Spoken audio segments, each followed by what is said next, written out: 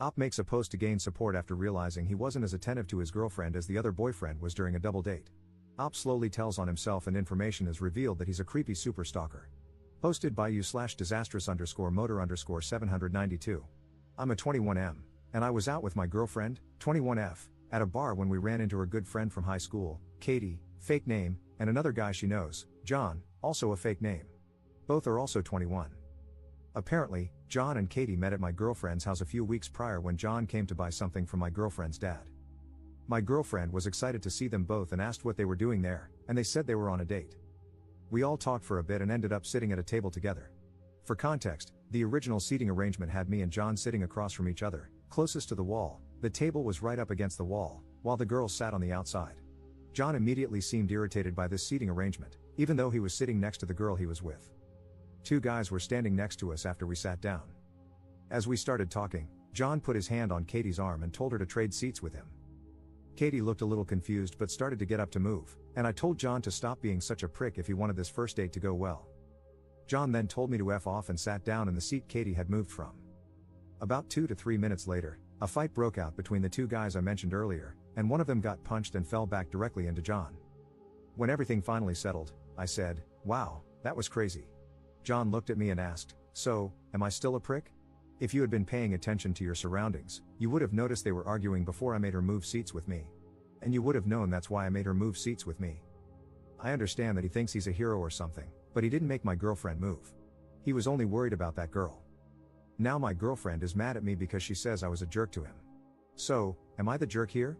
Update 1 week later. I posted my story a week ago, and everybody called me a jerk, but there's new information. 3 days after the problem at the bar, I was on my way to work when my girlfriend asked me to stop by Katie's to pick up something she had borrowed. She said Katie knew I was coming by. When I got to Katie's apartment and went to open the door, it was locked, which had never happened before when my girlfriend and I had gone there. We live in a small town, so it's not unusual to leave your door unlocked, especially during the day. I rang the doorbell, and who answered? John. I asked him what he was doing there, and he gave me this stupid smirk and said, "I've been here for 3 days besides work. What are you doing here?" I told him I needed to talk to Katie. He called for her, and she came out from the bedroom with the item my girlfriend needed.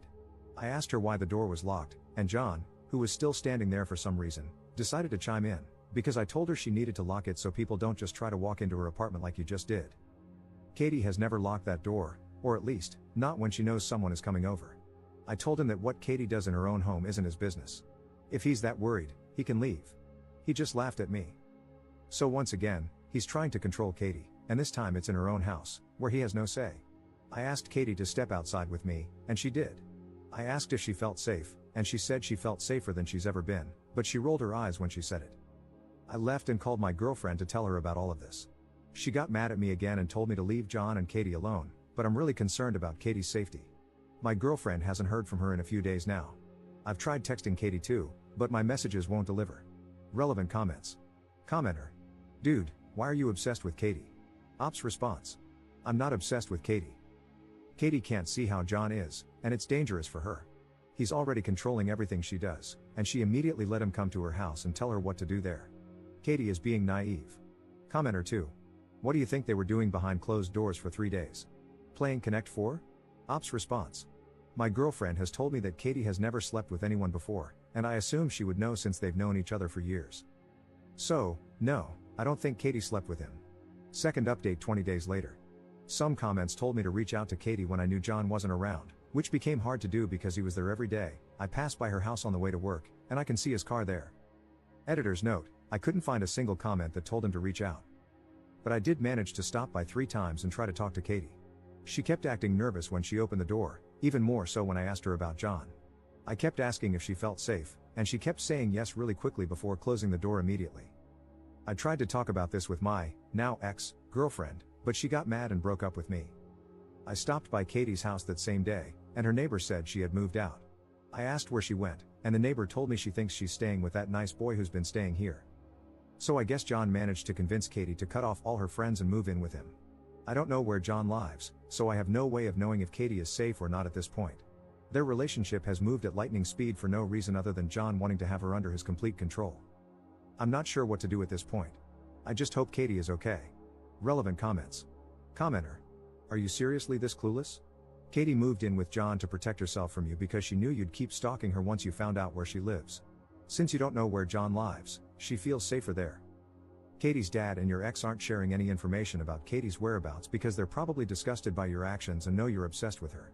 You're crossing serious boundaries. Your actions are so disgusting that you drove that girl to leave her own home. Ops response. John is good at making people think he's the white knight. John is good at manipulating people. He is crossing major boundaries. You don't drop a girl off after a date and then stay for over a week. And you don't make her move in with you unless you just want to control her, desire her to sleep with you a few times, and then toss her away. Commenter 2.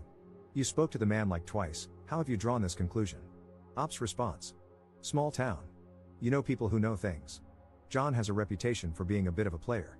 So if she hasn't seen anything bad about him yet, she will when she gets cheated on or thrown out for the next girl. John's post one day later. Posted by you/John not John 1941. Hello, people of Reddit. John here, even though he screwed up and used my real name in one of his comments before editing it. I got sent a link to the account that has been repeatedly posting about me and my girlfriend, yes, my girlfriend, even though he swears up and down she isn't, this afternoon, and it's taken me a while to decide what I'm going to say. So if he wants to continue taking this to the internet for strangers to decide, then fine, I'll do that at this point. Since everyone is apparently familiar with these fake names due to the million posts he has made, I guess I'll keep using them. First of all, Colton, you don't get a fake name, nobody ever told you that the bar was our first date. You decided that it was because you didn't know better. You posted that 3 weeks ago, and in it, you were correct in saying that I met Katie at Haley's dad's house. You never gave your girlfriend a fake name, so I will, a few weeks before that. That means we met 6 weeks ago. Our first date was the day after I met her. Whether Haley knew this or not, I have no idea. It's not something I ever bothered to ask Katie because it didn't seem important, and still doesn't. Second, I don't know why Haley told you about Katie's previous sex life, or lack thereof, but that was uncalled for and not her private business to share. It also wasn't your business to put on the internet. More than that, I can't even fathom how you managed to steer that question into a conversation with your own girlfriend. I doubt she just offered up the information. Third, you kept commenting very adamantly in your first, and maybe second, I lost track, post that Katie definitely was not sleeping with me. Please allow me to put your misplaced concerns to rest. Since it's already out there and I've talked to Katie about posting this, yes, she is. But the sleep comes after all the sex. Fourth, let's talk about how you showed up to get Haley's sweater. You tried to barge into Katie's apartment. The door was locked, which, by the way, is a safety thing. You do know she could get out of the apartment even though it was locked from the inside, right? I have to make sure because you're not very smart. You threw what can only be described as the temper tantrum of the century. Not only that, but this wasn't the first time you've tried to do so when dropping by to say hi. You then decided to interrogate Katie on her front porch about whether or not she wanted me to leave. Not only that, but, and you conveniently left this part out, you messaged Katie's dad, whom you've never met in your life. Once Katie calmed him down and he understood the situation, he likes me a lot, by the way, we have plans for golf next week, things were fine. Also, you texted and called Katie so many times it was insane. Fifth, when you kept dropping by repeatedly after all this while I was at work, you left out the fact that during the last visit, you went to the apartment manager's office, claimed you were there to check on your friend, and convinced her to give you a key to Katie's apartment. You conveniently leave out the part where Katie got out of the shower and found you standing in her freaking kitchen while she was in a towel. I need you to understand that you scared the life out of her. She called me while crying. I had to leave work, call my brother, rent a U-Haul, and that was the day the three of us packed up all her things and she moved in with me.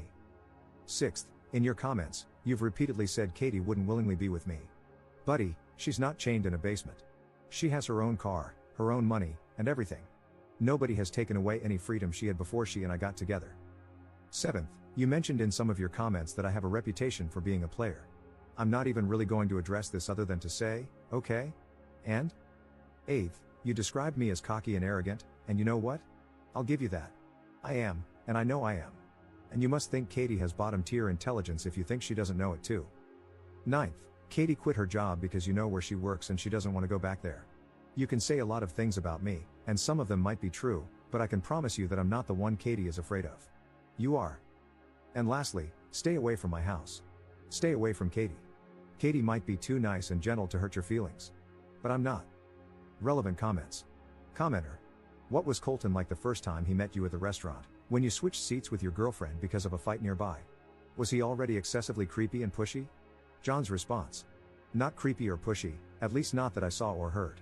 But his whole attitude changed as soon as he realized that we weren't there as friends and were on what he apparently thought was a first date. John update 4 days later. Sorry if this is your first time seeing this, but several people have asked for an update on my post, and even more on his. Katie's dad, along with a couple of cops, had a chat with Colton and his dad, a disastrous meeting.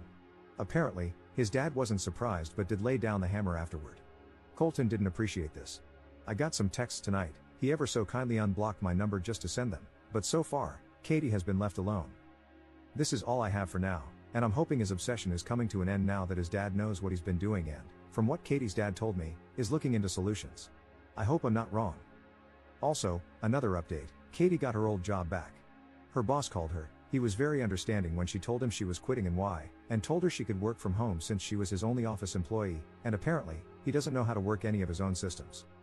Thanks, everyone. Some of the comments on either my post or his gave both me and Katie a laugh in the middle of all this crazy BS. Editor's note, text messages can be found on John's profile, as the transcription contains too much swearing to include without it being risky.